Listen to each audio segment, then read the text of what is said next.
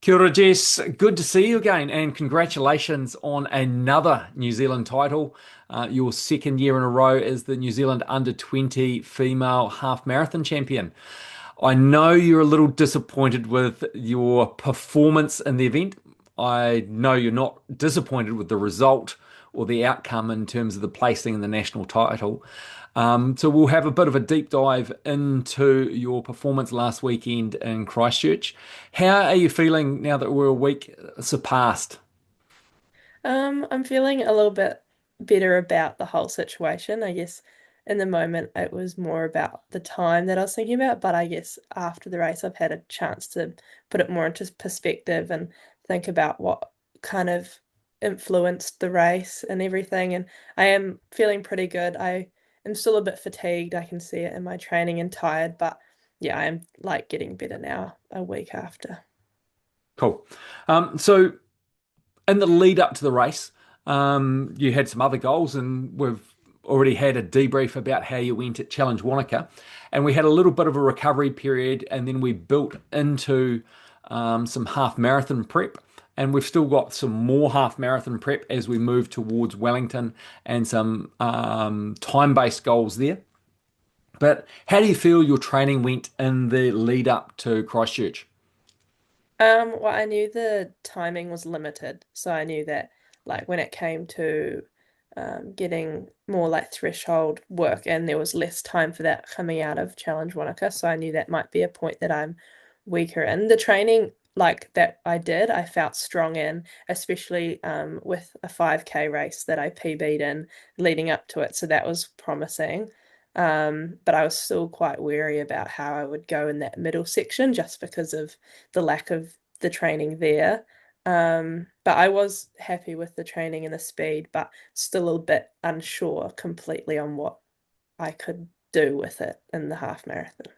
Yep. What do you feel worked well with the training? I think fully recovering after Challenge Wanaka was good because I definitely had fatigue after that, seeing that in the 10K Otago Champs straight after that made me see the actual long-term fatigue, but then it obviously fully recovered leading into the 5K. I think there was still a good balance of swimming and cycling, which helped recovery as well, but also having some speed work every week, which built my confidence in my speed aspect, but also the long run every week to keep the endurance up. So there was a bit of everything, which was really good, and then it was consistent, which I did like. Nice. What would you do differently next time?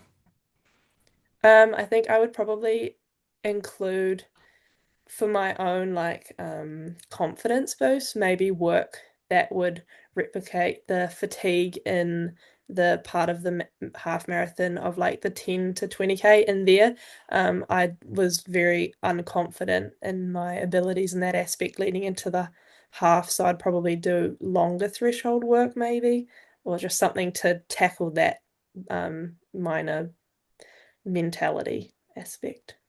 Cool. How was your nutrition and hydration in the days leading up to the event? Um, I don't think I hit it very perfectly. I think I kind of was busy studying and kind of forgot about it. The day before, I think that could be a major part of an effect of the race is I ate things I don't normally eat the day before races. It was still carb focused, but it was just maybe not the right foods to break down as efficiently. So that was probably one aspect that I need to focus on for next time. Yep. What about your sleep and stress management in the days leading up? Stress management, that was pretty good as it was my uni break. But when it comes to sleep, I did have to work the Friday night, which is usually the most important night for sleep for me, and I work until midnight, and so the sleep there definitely lacked, and I think that replicated over into the race as well. Not getting usually 9 hours is my minimum for like proper functioning, and I was probably getting 7 a few nights in a row, so that definitely put some fatigue on me. Yeah, and something to keep an eye on in the future. Now, Yeah. your work that you do part time as you study, that that's not going to change. That's a normal Yeah. shift for you. So it's just a matter of planning around it. And I'll throw it out there for an idea for the future. It doesn't need to be a hard and fast rule, but there's a possibility of maybe even just swapping a shift or taking that last night off Yeah. prior to a significant event like the national champs. But it's all about managing those priorities, and it might be that study for an exam might be a higher priority next time, and you end up studying through to midnight Yeah. because there's some important considerations there. Um, let's talk about your race strategy. Now, we had a good chat before the race and had a plan in place.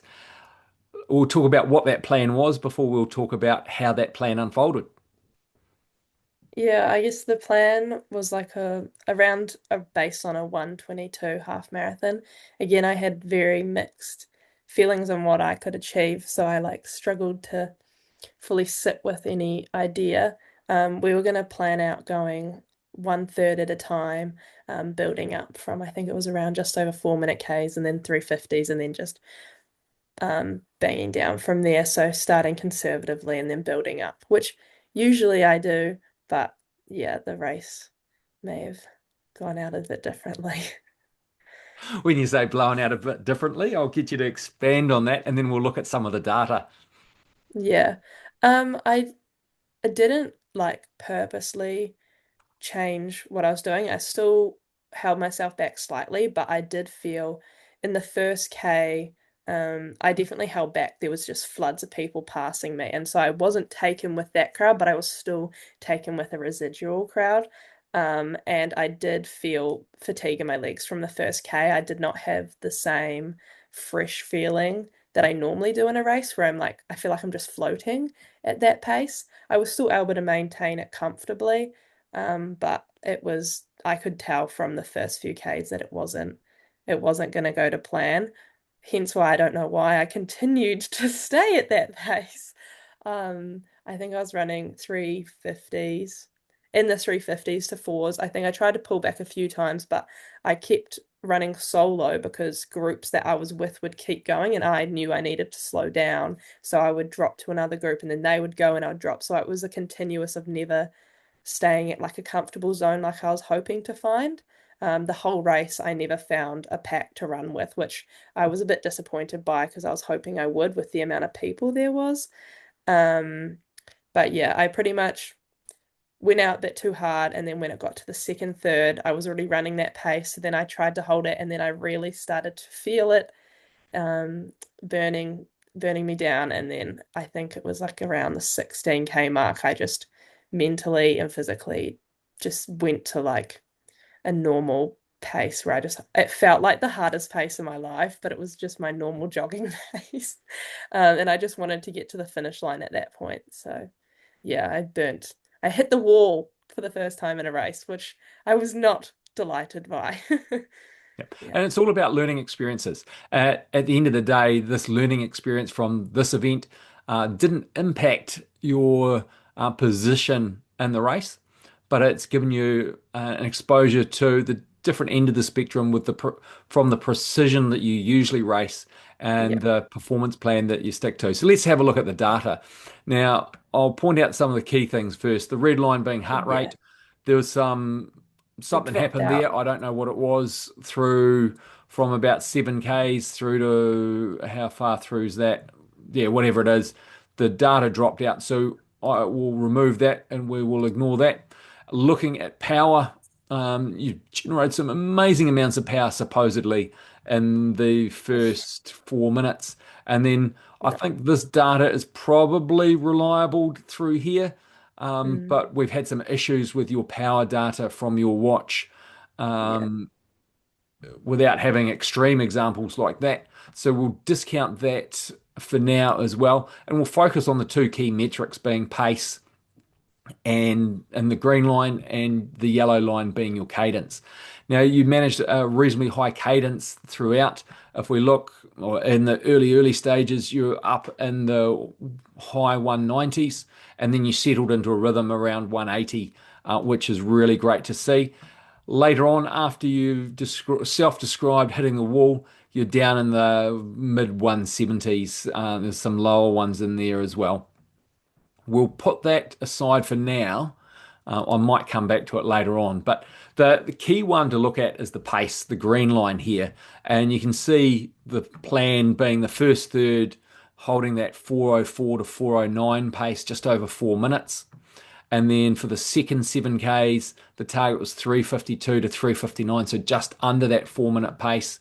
And then the final third being 335 or through to 344, or anything under 345 is going to be on target for the final third or final 7Ks with a little bit of an extra closing the distance to the 21.1 after that, where if you could run as fast as possible was going to be the goal. This opening 7Ks, you can see you're well above the target pace. And actually, the best place to look at that is Strava, because Strava give you your 1K splits the whole way through. I'll just pull that up. But yeah, some nice consistent splits early on, which was great to see.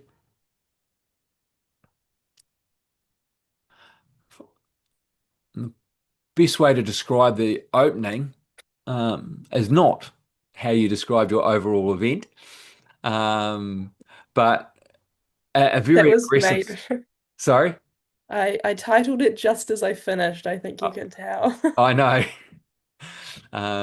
But yeah, you look at the pace initially, the 10th K was the first one that was, um, I'll say, slow enough to be within this initial target pace of 404 to 409. But from the 7K, that's when you're stepping into that just under pay, or the plan was to be just under that. So a very aggressive start, as you described. Christchurch is one of those big events where there's plenty of runners, and um, sound like you had a very mature response and were able to recognize that you were going too fast and wanted to slow down, kept dropping out of groups intentionally, but just didn't quite slow down enough until after that 10K. And then it slowly, the accumulation of fatigue from the aggressive start, I don't even know, it's comfortably under 40 minutes for the opening 10Ks. Let's just see if we can work out a rough time. This is going to play the game. Come on, change. No, it's not going to change to distance. Ah, it's going to crash. Let's go into this one. That's another workout from earlier in the week. And you had a really great warm up as well. Mm. So that set you up ready to run fast. Oh, it's probably going to crash again looking at the delay there. No. So it was comfortably under 40 minutes for the opening 10Ks. But then slowly started slowing down. You managed to settle into that pace, holding just over that 4 minutes through the next 7Ks, so 10 through to 16, or to the end of 16, so the start of 17. And then that's where you described hitting the wall, and these Ks were still reasonably fast, if we're honest. I've got plenty of athletes that would be really stoked to be running 4:30s at the end of a half marathon, but it is a step back down and it's more controlled pace than the early pace. I would suspect that if these were 10 seconds slower per kilometre, you would have set yourself up and you wouldn't have hit the wall further through at this point of the race, and you would have been able to sustain a higher pace right through to the finish. Yeah. But it's a good learning experience. Get to feel what that, and it wasn't a complete hit the wall. If you hit the Mm. wall totally, these would be 5 and 6 minutes here. It would be a lot more significant. You just got to the point where you knew you couldn't sustain, and your body was saying enough is enough. We've done 16 Ks at 4 minutes or thereabouts, so it's slightly quicker, slightly slower by a few seconds. It's time to back off, otherwise I'm going to make you walk to the finish line, was what your body, the message your body was sending to you. And Mm. you wisely and smartly, and there it is, it has crashed. We'll just stick with Strava for now. You wisely managed to carry on at that slower, more controlled pace and have a reasonably strong finish, not as strong as we'd planned for, but you've had that learning opportunity, and we can apply some of that knowledge when we get to Wellington, or when you get to Wellington. Yeah. All right. So, how did your body feel during the race? Your energy levels, particularly early on, compared to those last 5Ks? Your muscular fatigue, any cramps kick in? I didn't, oh, I had a few, I'll start with the energy. At the start of the race, um, as I said a bit earlier, I didn't feel as like fresh as I normally would.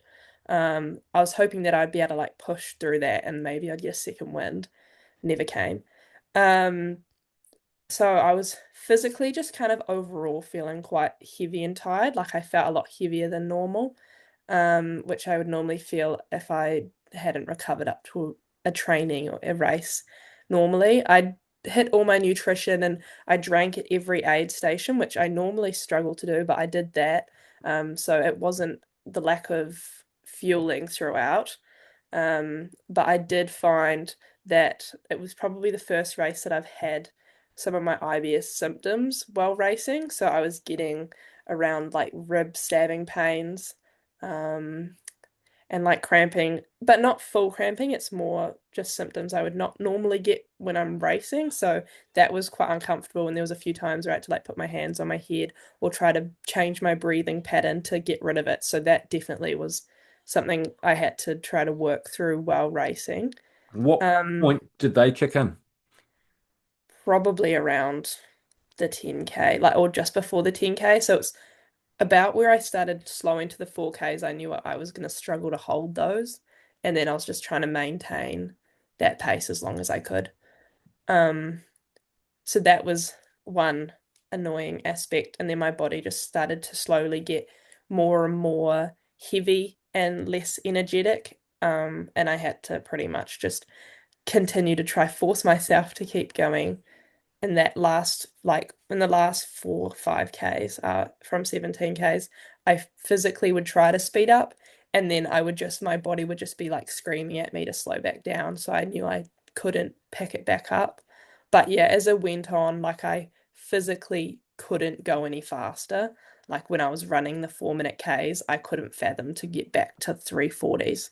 It was just not possible. I like it was just very much a build up aspect. Okay. What part of the race felt the strongest for you? It was probably the start. Um, Maybe between like 3 and 8 Ks. They're pretty like they were okay. But I even saying that it was probably on the worst, like it still wasn't a great feeling. I never felt strong and confident in the race. Yeah. So What felt the toughest? um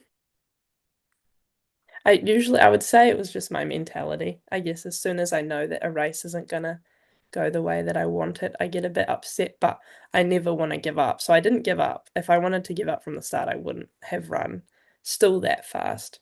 But it was probably the last few Ks that was probably the hardest. Having so many people just flood past me as soon as I dropped down, and then having like the 124 pacer past me, I was quite like, oh God, I've really kicked it now.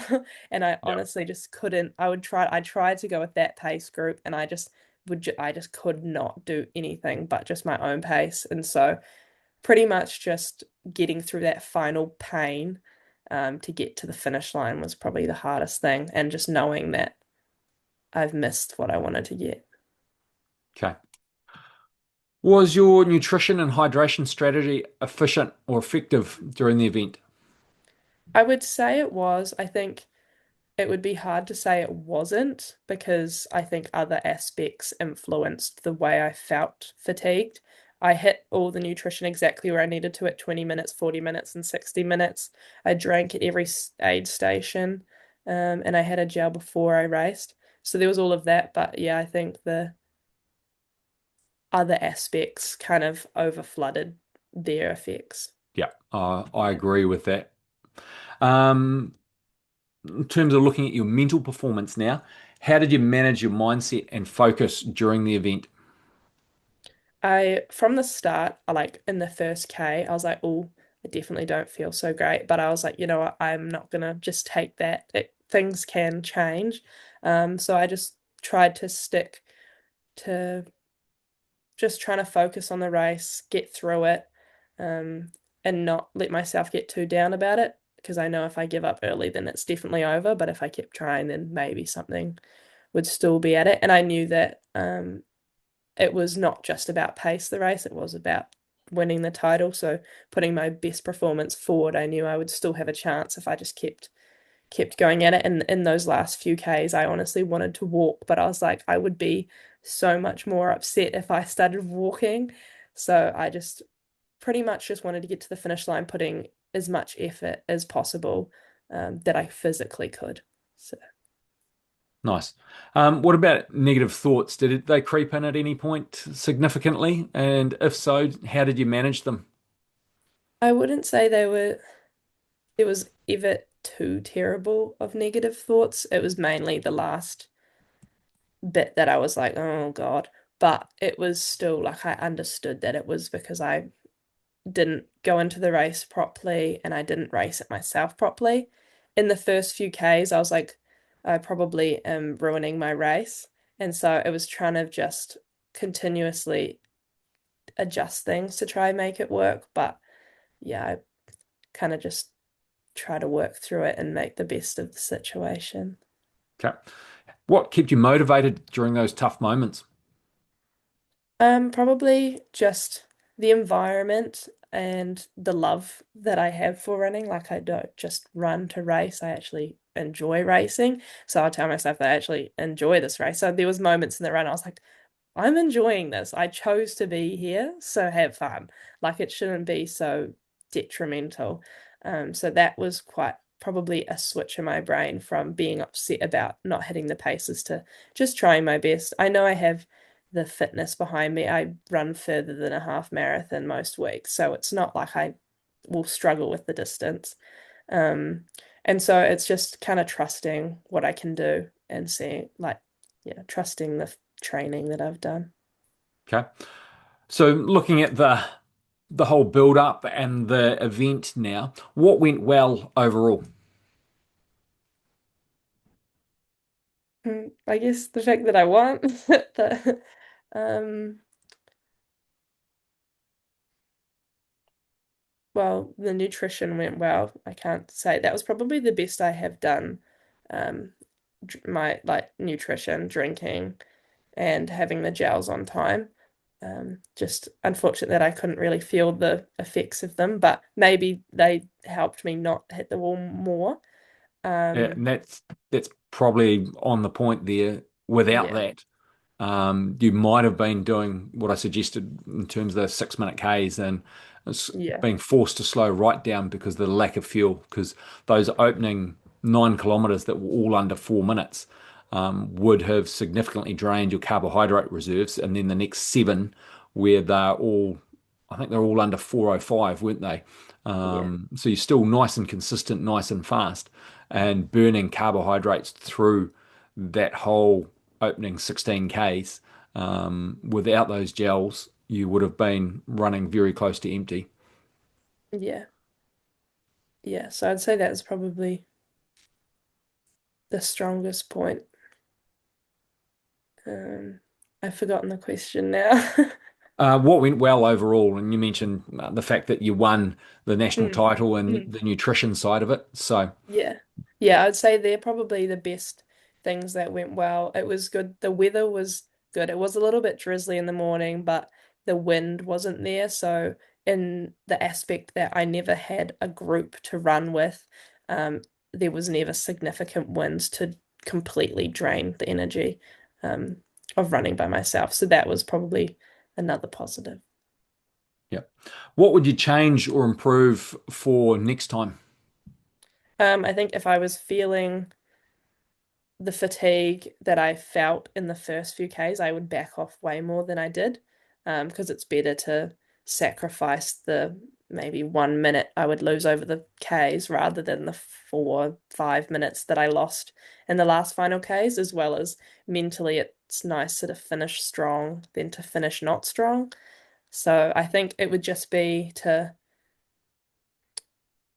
put back the competitive side and the ego side of things of running fast at the start and just trying to be a bit more like individual and not compare myself to my surroundings. So just completely understanding how I feel a bit more, which I think this race will be good because it was the first full race that I've actually felt this way before. So it was like hard to understand what I was feeling and the effects of it long term. So I can now apply that if I feel it again in a race.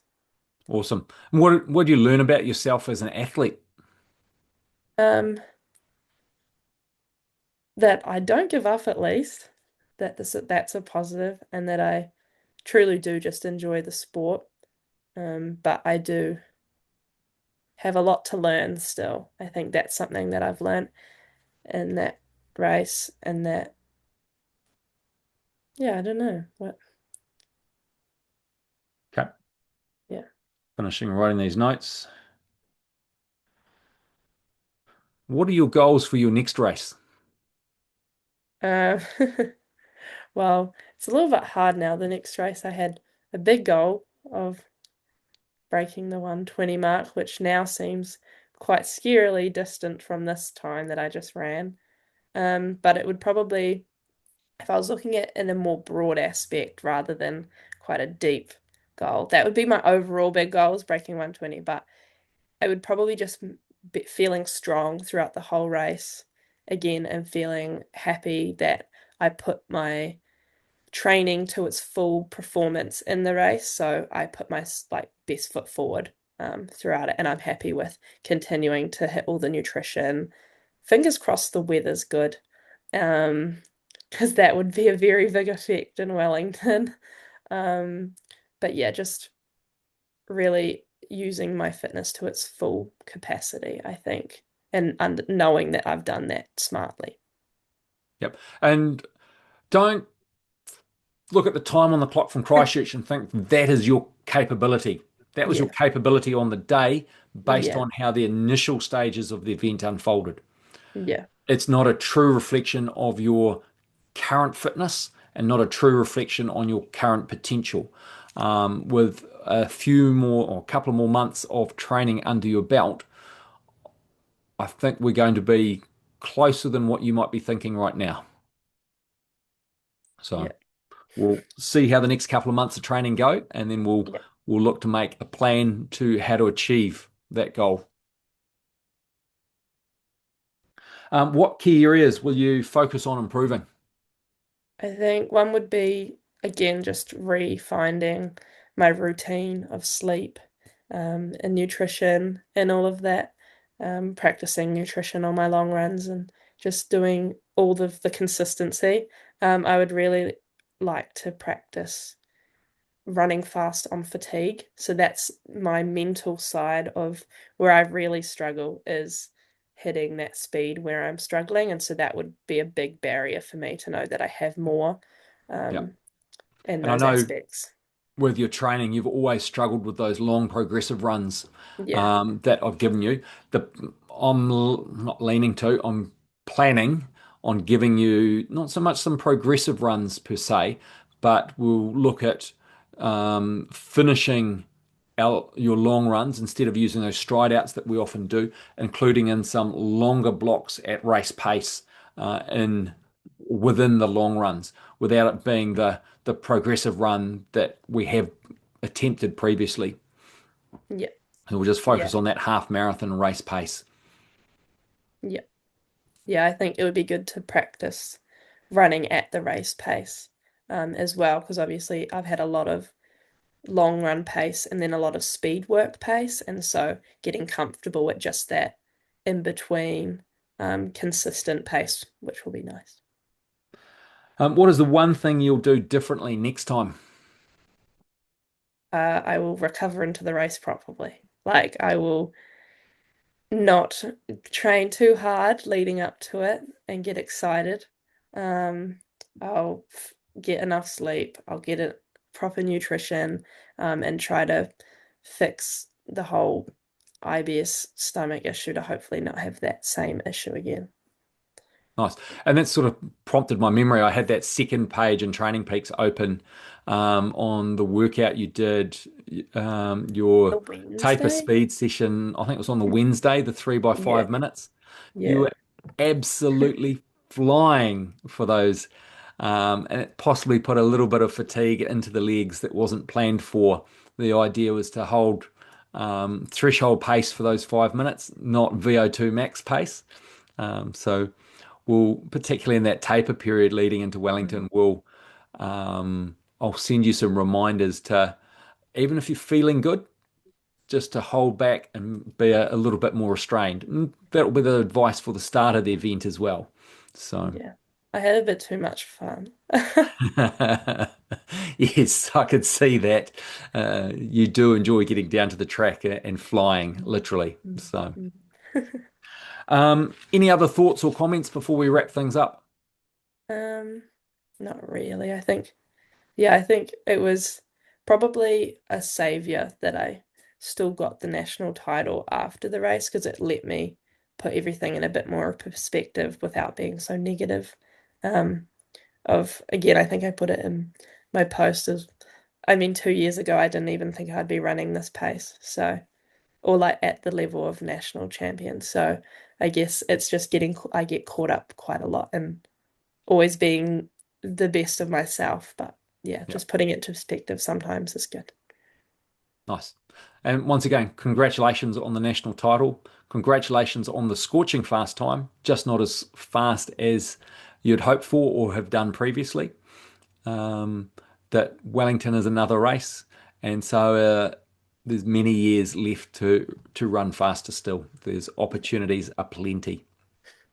Yeah. Well, all the best, and we'll look forward to our next post-race chat after Wellington, but we'll chat many times in between. Thank you.